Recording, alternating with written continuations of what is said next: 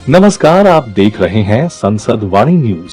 कहा जाता है कि डॉक्टर भगवान के रूप होते हैं। कुछ अपने स्वार्थ के लिए जीते हैं तो कुछ दूसरों के लिए लड़ाई लड़ते हैं।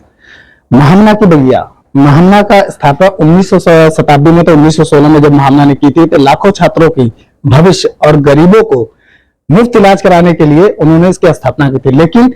वही चीजें आज देखने को मिल रही है, उनके सपनों को तार तार किया जा रहा है। ऐसी क्या जरूरत आन पड़ी कि कार्डियो के विभागाध्यक्ष डॉक्टर ओम शंकर सिंह को आमरण अनशन पर बैठना पड़ा। आइए उनसे हम बात करते हैं। सर, कुछ बताइए, क्या मामला है सर, किस लिए आप आमरण अनशन पर बैठे हैं? डॉक्टर जो है दो वजह से आमरण अनशन पे है। एक तो उनके मरीजों को अस्पताल में बेड नहीं मिल रहा है और अस्पताल में बेड रहते हुए नहीं मिल रहा है, और अस्पताल में बेड नहीं मिलने की वजह है एक अपराधी चिकित्सा अधीक्षक का जो गरीबों को अस्पताल में इलाज का अधिकार है, और उनको जो उनका जो दायित्व है कि मरीजों को मरीज को बेड मुहैया कराएं, उसके नहीं करवाने के जबरन मतलब कह सकते हैं, नहीं करवाने के अलावा उनको ऐसी परिस्थितियां पैदा कर रहे हैं कि लोग अस्पताल में आए और बिना इलाज के उनकी मौत हो जाए। और इस वजह से, क्योंकि ये बहुत ही अमानवीय और आपराधिक कृत्य है, और वो मरीज भी किसी के माँ बाप होते हैं, मेरी और हमारी तरह और हम लोगों की तरह। उसके दुख और पीड़ा जो है, उसकी लड़ाई एक आज से ही नहीं, हम लगातार 15 सालों से लड़ रहे हैं।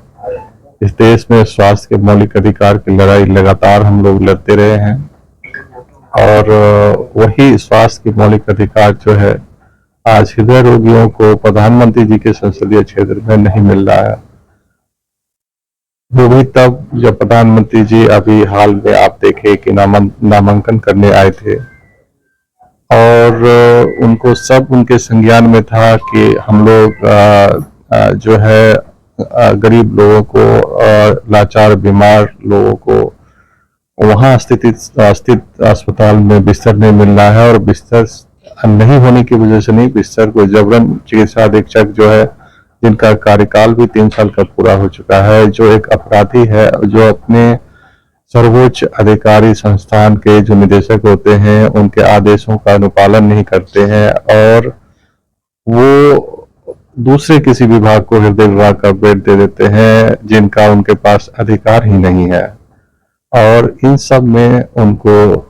इन संस्थान के सबसे बड़े अधिकारी यानी कि कुलपति महोदय का सीधा संरक्षण प्राप्त है, इसलिए वो इस तरह की गुंडागर्दी जो है अस्पताल में फैलाए हुए हैं।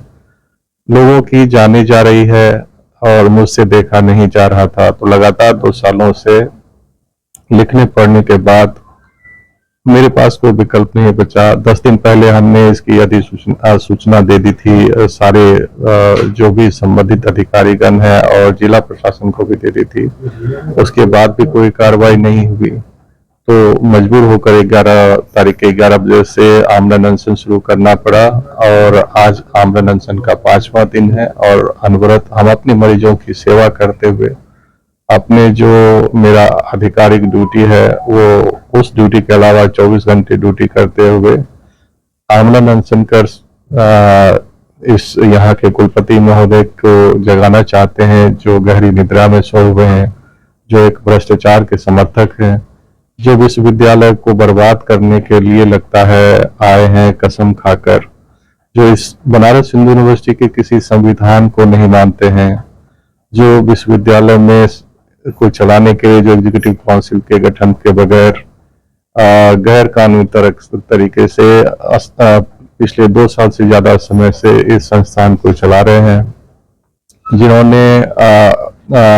गैर कानूनी तौर से बहुत सारी नियुक्तियां की हैं, जो कि किसी भी कानूनी दायरे में नहीं आता अगर बीएचयू के संविधान को देखें तो। और ये सब हो रहा है 1000 करोड़ जो कि संस्थान मतलब बनारस हिंदू यूनिवर्सिटी के उत्थान के लिए सरकार द्वारा धन दिया गया था, उसकी लूट की इच्छा से। और ये बहुत ही दुखद है। महामना के लगाए हुए पेड़ों को काट रहे हैं, उनको रोज बेच रहे हैं, जो अस्पताल है उसकी जांच घर को अपने मित्र या जानने वाले किसी व्यक्ति को दे दिए हैं, और वो पहले जो कम खर्च में गुणवत्तापूर्ण जांचें आम जनता को उपलब्ध हो जाता था, वो अब इनके जो चाहने वाले चहेते निजी क्षेत्र निजी जो कंपनियां हैं उसको दे दिया है पीओसीटी कंपनी, जिसके ऊपर भ्रष्टाचार पहले भी कई जगह आरोप और लगे हैं, और वो ब्लैक लिस्टेड कंपनियां हैं। कुल मिलाकर देखें कि आज जिन आदर्शों के साथ बनारस हिंदू यूनिवर्सिटी की स्थापना की गई थी वो तार हो चुकी है।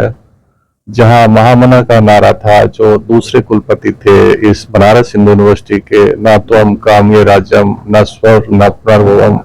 वहां यहाँ पर सबको पैसे चाहिए, सुख चाहिए और सत्ता चाहिए। उसके ठीक विपरीत विचारधारा जो है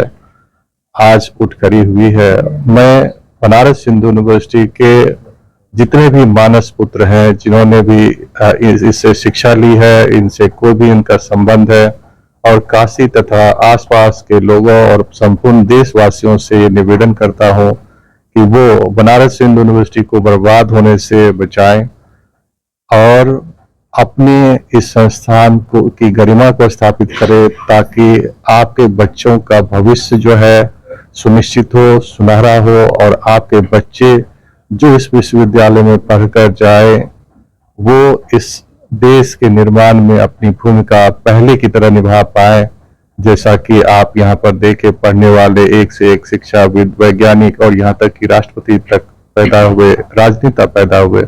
उन राजनेताओं का भी मैं आह्वान करता हूँ कि वो इसके पहले मार्च महीने में भी इन्होंने ज्ञापन दिया हुआ था बेड के लिए, और चूंकि यहाँ के जो डायरेक्टर है शंखवार साहब, उनसे बातचीत हुई थी, सुलहनामा भी हुआ था, लिखा पढ़ी हुई थी, बकायदे कुलपति के सामने हुई थी, और जो बेड आवंटित करने के लिए आश्वासन भी दिया गया था, उसके बावजूद भी बेड नहीं मिला और किसी दूसरे को आवंटित कर दिया गया। इसके बारे में क्या बताएंगे सर आप? जी, मैं इसके बारे में बताना चाहूंगा कि ये जो बेड की लड़ाई है, ये पिछले 2 साल से ज्यादा, यानी कि फरवरी 2022 से लड़ाई चल रही है। और ये फरवरी 2022 नहीं, बल्कि आप वास्तविक मायने में कहें तो ये 1 दशक से ज्यादा समय से चल रही है। 1 दशक से ज्यादा समय में क्या थी कि जब मैं यहाँ पर आज से 1.5 दशक पहले आया था, तो बनारस हिंदू यूनिवर्सिटी में इनका जो बजट था वो बहुत कम था। एनुअल बजट अस्पताल का 2 करोड़ हुआ करता था, और यहाँ सुविधाओं की घोर अभाव थी। हृदय विभाग जो है वहां पर कुछ भी नहीं होता था, एवं एंजियोग्राफी, एंजियोप्लास्टी तरह की आम सुविधाएं जो थी वो भी उपलब्ध नहीं थी। हम लोग के प्रयास से लगातार हमने पहले ये सब सुविधाएं उपलब्ध करवाई, और उसके बाद जो सबसे बड़ी समस्या तभी ये बेड की थी। तो हमने उस समय पहला आमरण अनशन किया था, जिसमें स्वास्थ्य के मौलिक अधिकार के साथ साथ बनारस हिंदू यूनिवर्सिटी में एम्स की स्थापना की वो जंग थी। उस जंग का मुख्य उद्देश्य था बिस्तर और सुविधाओं की बेहतरी। वो जब यहाँ के लोगों में ये सहमति नहीं बनी, तो हमने ये भी एक प्रस्ताव रखे थे कि अगर बीएचयू में एम्स नहीं बन सकता है तो बीएचयू के बाहर जो है एक एम्स का निर्माण होना चाहिए, जिसमें कम से कम 2000 बिस्तर और कम से कम उसमें 500 बिस्तर हृदय के रोगियों के लिए हो। लेकिन प्रधानमंत्री जी हमारे सांसद हैं, और इतने सालों के लगातार आंदोलन के बाद भी अभी तक बाहर वाला एम्स भी नहीं मिल पाया। अंदर में पिछले चुनाव से ठीक पहले एम्स का दर्जा दिया गया था ताकि बिस्तर की संख्या बढ़े, लेकिन उसमें बहुत सारे कार्य आगे नहीं हो पाए। कुछ कार्य हुआ, उस कुछ कार्य में क्या था कि जो हृदय विभाग थे या हृदय से और दूसरे जो सुपर स्पेशलिटी विभाग थे, उनमें बेड की संख्या बढ़ाने के लिए सरकार द्वारा फंड दिया गया, और उसमें एक नए भवन के निर्माण की परिकल्पना की गई। वो जो भवन था उसको सुपर स्पेशलिटी भवन कहते हैं। ये बेसिकली इसका उद्देश्य था कि जो एग्जिस्टिंग इंफ्रास्ट्रक्चर था, जिनमें कमियां थी, उसको सप्लीमेंट करना था एडिशनल बेड से। यानी कि हृदय विभाग के पास उस समय 47 बेड पुराने बिल्डिंग में पहले हुआ करता था, तो जो नए भवन बने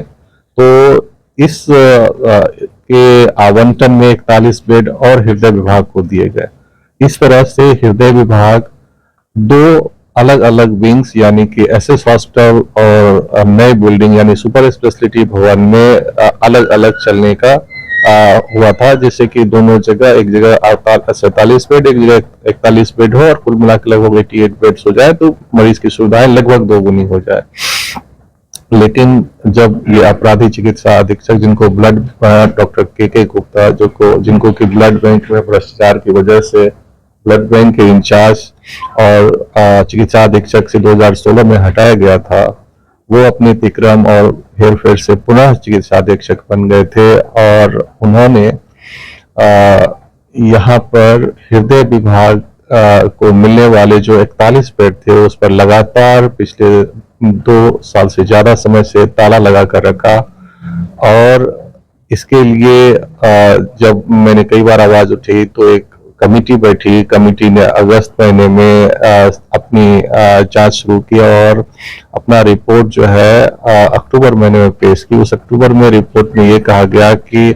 हृदय विभाग अब 2 जगह नहीं चलकर 1 जगह चलेगी, यानी कि अब पुरानी बिल्डिंग और नई बिल्डिंग में ना होकर, चूंकि एक सुपर स्पेशलिटी विभाग है तो इनको पुराने बिल्डिंग में जितने बेड थे वो नए बिल्डिंग में ऐड कर दिए जाएंगे, यानी 41 पहले से दिए थे, 47 और ऐड कर दिए जाएंगे, तो लगभग 88 या 90 बेड बन जाएंगे वहां पर।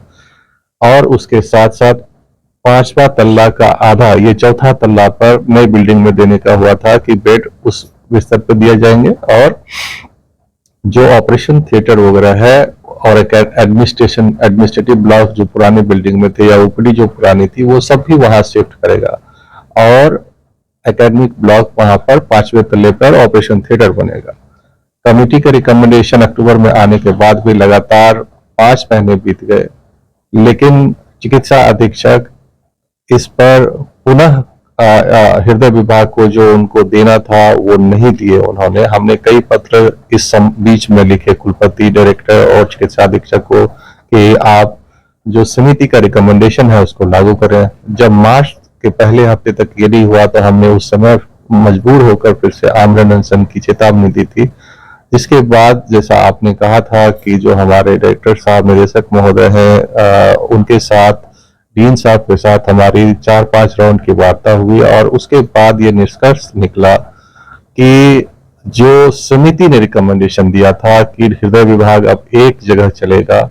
नए भवन में, वहीं नीचे फ्लोर में उनकी ओपीडी चलेगी और जांच चलेगी।